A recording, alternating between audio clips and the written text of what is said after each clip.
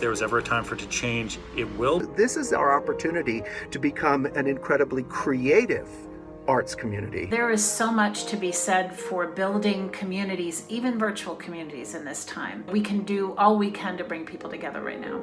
How are we going to educate our audiences in such a way that they are excited by the possibility of seeing one of these live works? Adaptability is ultimately key. The gift here is that the definition of live performance has changed significantly. Live performance is absolutely where we excel. It's where the industry lives, but our reach is inherently isolated if we don't find a way of spreading that online. Thank you for joining us, everyone. This is a very important conversation and kind of a necessary conversation. So we're going to just jump right into it.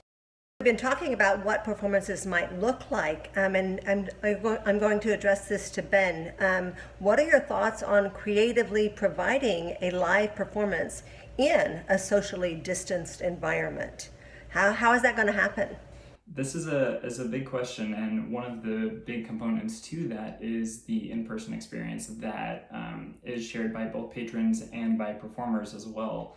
That immersive environment is where I think our art form holds the most power, and it's what differentiates us from a lot of other performing disciplines. And so when we're looking at how are we going to evolve with this digital age in order to, or with this current situation where we can't be in person with each other, the question at the core is how do you create this connection? And it is something that is very unique to each community. So something that was really fun that we actually got to do the other day. We had a virtual happy hour, and we allowed the happy hour to lead into a streaming of a performance, and that was initiated by SMU Contemporary Ballet. And the way that the patrons were then able to step into this happy hour and engage with the dancers directly during that time, you could tell that it brought that connection right back to them. So that was one tactic that we used that we knew was special for our community, but it is going to take people really getting in touch with their specific communities in order to figure out what's going to be most effective for them. So thinking about that, how do you provide that live performance feel? It's like, why do people go to the theater, and how can we provide that for them through a screen?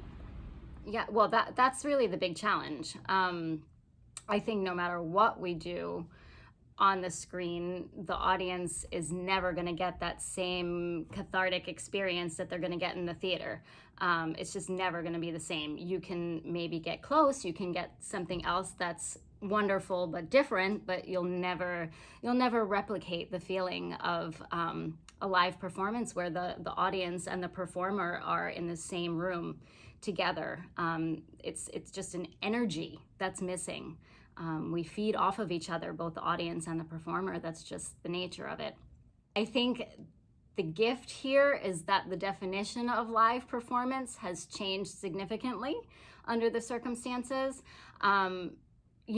As close to what we know as live performance right now is Instagram live, I think. Other than that, anything else that you're seeing is either being danced live at some point or played live at some point and then edited together, and then being shown, and people are saying that's live.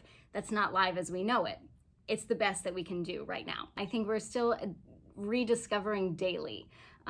It's trial and error.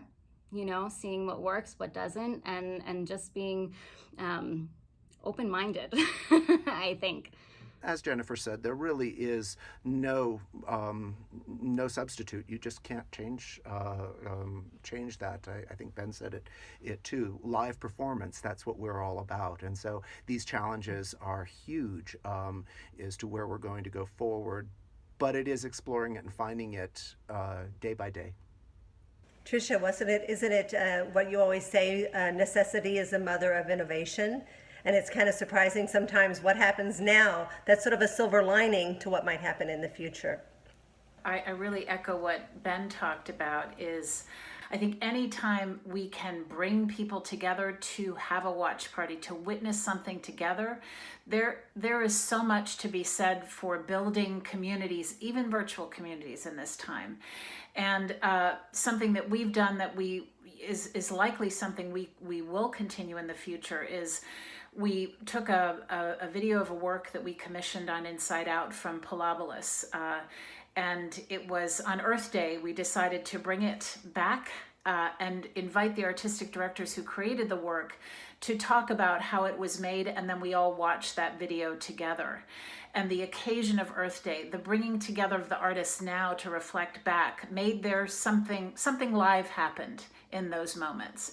And so I think that's how we can simulate some sense of the life. But no, will it ever be that visceral feeling, that heart racing that you get when you see dancers on stage do something that you never thought possible? No, we can't get that. We can't get that through these little screens. But we can do all we can to bring people together right now.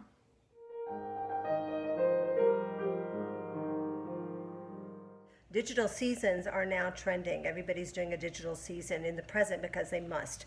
And Kevin, I know that you have worked a lot with video and film. So do you view this departure from the traditional live theater venue that's happening out of necessity as a positive or a negative change for the future? I think it's time for that to change, and I think now, if there was ever a time for it to change, it will, because just to get slightly technical, about, 10 to 15 years ago, cameras that we used to view as like point and click cameras, they started shooting video. And this video was insanely high quality. People would shoot like full movies on these things. And now our iPhones can do that. So the age where to do a nice video, you had to be a company that could sink $50,000 into that endeavor is gone. You can, to shoot on your iPhone, you can shoot at 4K, you can get a $100 gimbal, and you can replicate what people in Hollywood spend $1,000 a day on. And just in those little things, I think we can move forward here, and I think we have to, honestly. I think for a long time the dance world has viewed quality media as sort of a vanity project because we've been so focused on live performance. And don't get me wrong, live performance is absolutely where we excel. It's where the industry lives, but our reach is inherently isolated if we don't find a way of spreading that online. And so I think this is the time to pivot. I think this is the time, whether it becomes full digital seasons. I know the Scottish Ballet has done, I believe it's the Scottish Ballet, has incorporated a digital season even before this. And I'm currently working with a company that's considering doing a huge part of their summer season digitally. And I think that's wonderful. I don't want live performance to die out ever. I don't think it will. I don't think it can. I think our art form would perish. But I think that we can't just live on stage because we are missing out on all these opportunities to affect a huge audience and to show the world as a whole that dance is amazing. We just have to represent it well. And I think this is the time to move in that direction. Kevin, you really feel like that this is going to be a part of our future? I think it is a part of our future, whether we acknowledge it or not. We sort of have these companies that have gotten on the bandwagon and those who haven't, and it's a thing whether you want it to be or not, right? We live online, and whether we think that the world is going to hell in a handbasket because we're all glued to our phones, I don't think these phones are going away. And so I think we have to evolve, and we have to lead the way and show them how to do it well, quite frankly.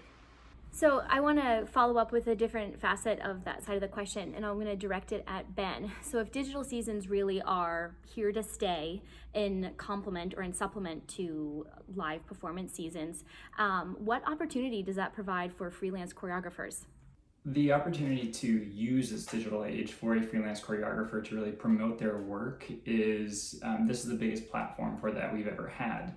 And so what's actually going to happen, I believe, within our industry is there will be a big shift where a freelance choreographer or a small project-based work will have more latitude to work quickly, create some content, and promote it. And so it can be much more difficult for a large company to have the same responsiveness to a situation like this. So I think for freelance choreographers, this is actually exactly the opportunity that will promote a lot of people's individual artistic voice coming into the spotlight and really having an impact.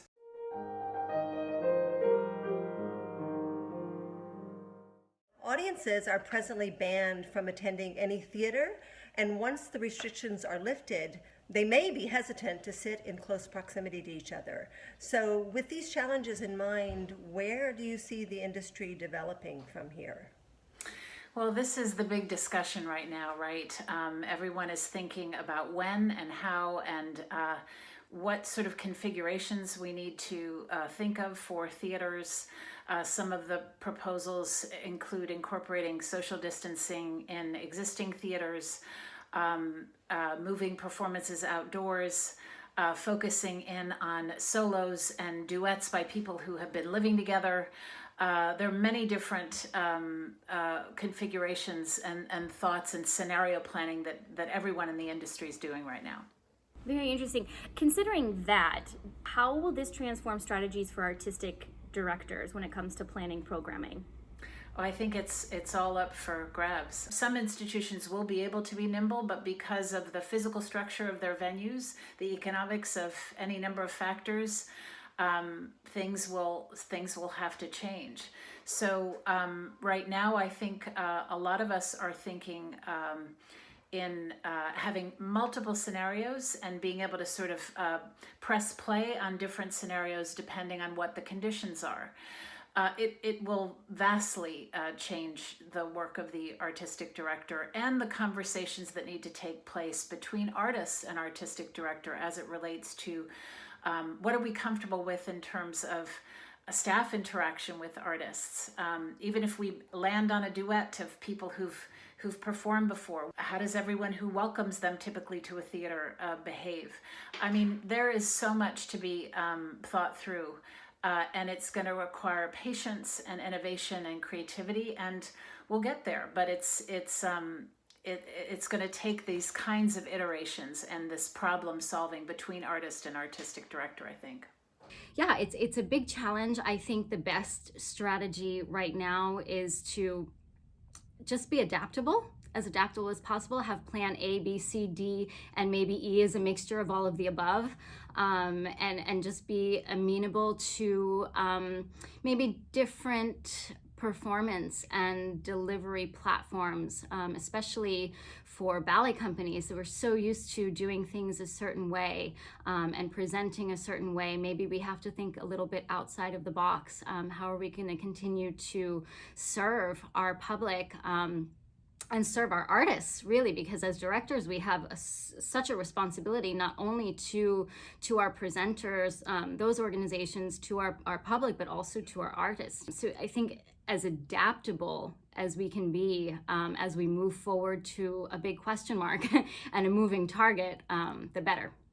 I think it is also really important when we talk about the artists. I mean, so much of what we do as a classical ballet organization is about the training and the ability to work. How do we keep dancers moving? How do we keep them training? You can only do so much, as was said, from your bedroom in pajamas. So adaptability is ultimately key. And as things are changing day by day on how we look at things and what we're going to be able to do, so do we have to change. I so related to scenarios A, B, C, and D. We have about 5 different calendars currently going at the same time, and we sort of, one goes off and then we have calendar 3.2, you know, and those sort of things that keep on getting modified to change. But yeah, how we're going to get back into the theater is a big challenge for all of us. How dancers are going to start dancing together, because the whole nature of dance doesn't necessarily always lend itself, in most cases does not lend itself to social distancing and all of the other things that we have to be able to deal with right now under the current environment.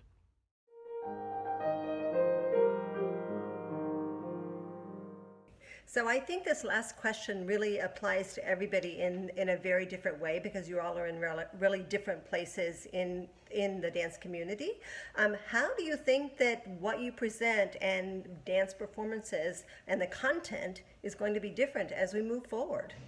I think during this time, it's important that we think, we don't just think about who am I as an artist, what do I want to say. There is a point at which we have to consider the audience too, and we have to say, is this work too long? Is this work interesting? Is this work applicable or pertinent to the people that it's going to be shown to? And if not, then perhaps it's on me as a choreographer, as a creator, as a curator, as a director, whatever, to edit this. And I hope moving forward that we would find a way to have this downtime to consider what are we creating? How can it be better so that people will die to go to the theater? Part of us doesn't want to accept that we live in an ADD society, and maybe a 3.5 hour Sleeping Beauty doesn't work anymore. And I think that might just be reality, and that might be sad. And but I think it's time to embrace what the audience is and lift them up and inspire them and try and educate them, but also meet them where they are at. Okay, so I agree with you completely. I think a 3.5 hour Sleeping Beauty does not function any longer, and that's why we're all working on editing those down. But from someone who does produce ballets and relies on an audience relies on work that is generated for an audience that wants to see the Sleeping Beauties, the Swan Lakes, and the Nutcracker, there is still a market for that. So how do we transfer that to a digital age? Online and in a digital capacity, the time investment is very different. People can easily just switch off from something. You don't have to sit and watch for the same length of time and way that you would if you've invested your time and energy to go to a theater, to sit down in a theater and to take part in a live performance. So the investment is going to be very different, where we might have invested in different theater capabilities. If we don't have the live audiences, we're going to have to invest in a different type of materials to be able to present our work. I want to jump in really quickly. After this pandemic, we're going to have to intrigue audiences to come back against maybe what they feel their better judgment is. If they're nervous about being inside, we have to convince them that what they're about to see live is something that they can't get anywhere else and they can't get online. And here we are, everyone is streaming performances. We're competing against ourselves now. I think that's one of the silver linings about this period, because people are doing things out of necessity that will be changing the landscape of dance in the future and making it something other than what it is. You know, I keep on going back to actually times that I've read about in World War II, for instance. How did ballet dancers survive? How did dancers survive during this time without being able to take classes under proper circumstances and create choreography and present performances in proper theaters, and what they had to do? And then the enormous flourishing environment, creative environment that happened out of that and from that. I do think that this difficult time is a platform for us, and I don't think we only need to look at online content. That may be in the immediate, and that may be the way of the world that we have to connect with. I think Kevin said it, which is it has to be both. We don't want to lose the live theater experience while we also want to be able to build on the remote experience. But all of those things, this is our opportunity to become an incredibly creative arts community, and that's what I find exciting if this period of time can be looked at as positive in any way, shape, or form. Maybe that's where this is all going. That's what our ultimate responsibility is as directors and artists and presenters, is to figure out a way not to get back to where we were before, but taking where we are now and all of these tools that we're developing now and how to marry them with what we knew as the dance world before, and use it as a catalyst to get to the next evolutionary step in the industry.